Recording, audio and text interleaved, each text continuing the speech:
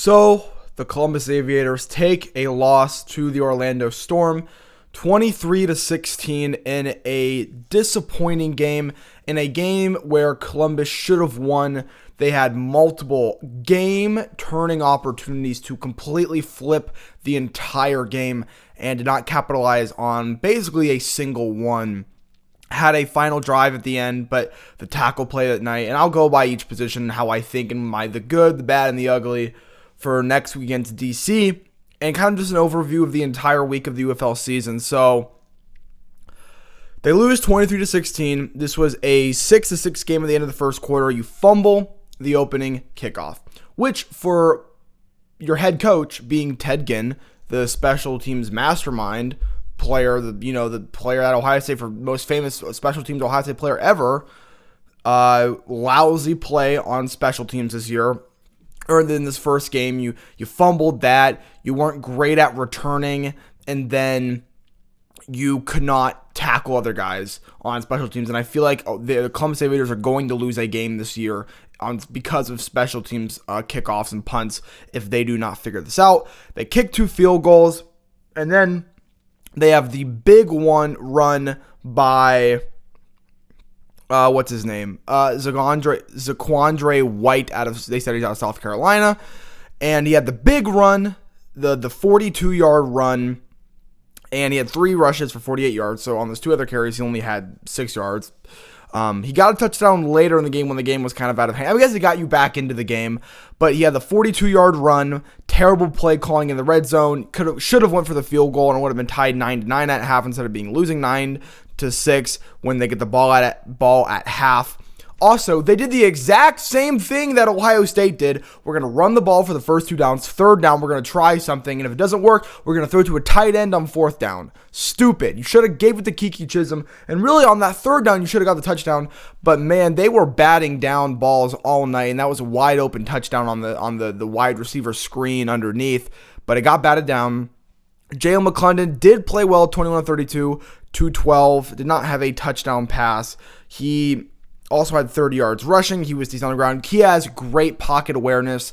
The only problem was that the tackle play was really bad. The interior was fine, especially late in the game. They kind of opened up the running game, but that tackle play is a problem. They really need to figure it out. And it seems like all over the league, they're having offensive tackle problems.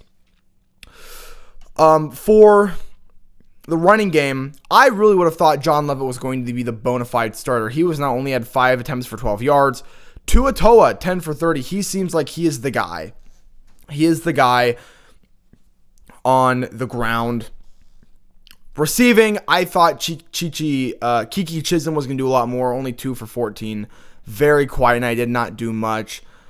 And Tay Martin was really the guy. 7 for 86. Long of 20. Well, that's the only thing. Why your longest passing is 22 yards.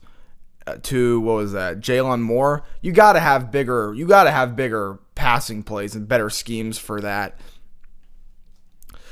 For Orlando, Jack Plummer played well. That man, I mean, the touchdown to Chris Rowland. This guy's a 5'8" slot corner. They doubled him, and they doubled him in the red zone. He still got past and made an incredible catch. I mean, aside from that, the defense was phenomenal for Columbus. The only problem is tackling. The tackling needs to get better. But if you look at it, I mean, for sacks, there were 4 sacks. Ron Storr Jr. had 2. I don't know who dropped. So, okay, how the game was going was, I don't think, it was funny. I actually was calling this game for Columbus. Like, I was telling them what they should have done. I was getting it right. So there was a play when they were down. I'm trying to think. It was 16-6, up by 10, and they had Columbus had a great tackle on the punt. So they're inside the 5, and I said, I play college football 26. And I'm not a coach. I'm not pretending to be a coach, but do not go cover 0, a blitz. Because if they break one tackle, and Columbus has been struggling on tackling, it's going to be a 90-yard touchdown. And guess what happened? They had a 94-yard touchdown that got called back only to the 25 because of a block in the back, and then they scored the touchdown to Chris Rowland.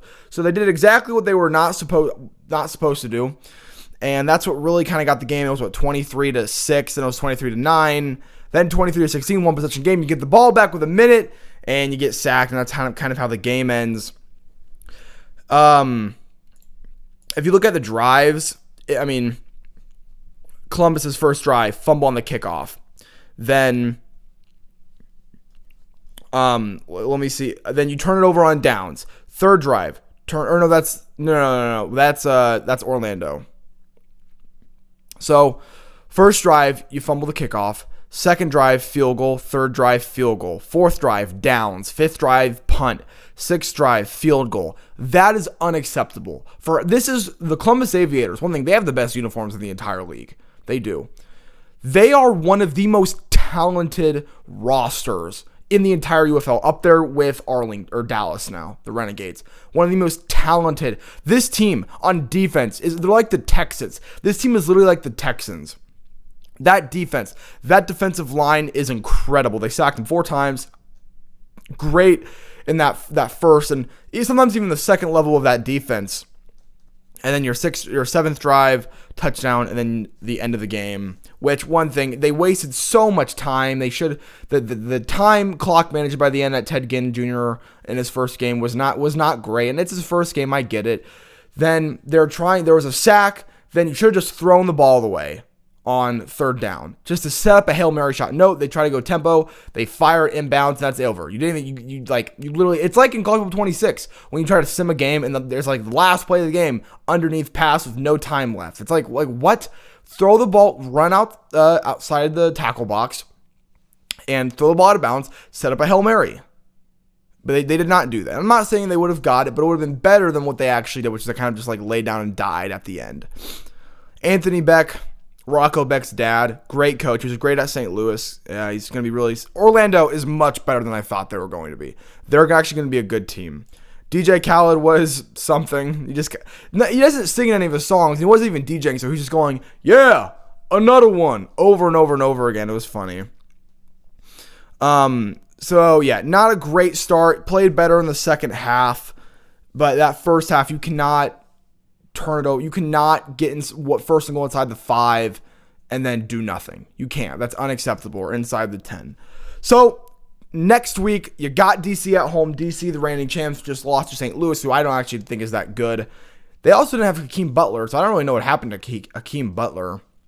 He's on the roster. He did not play at all, I don't think, or did not have a single reception.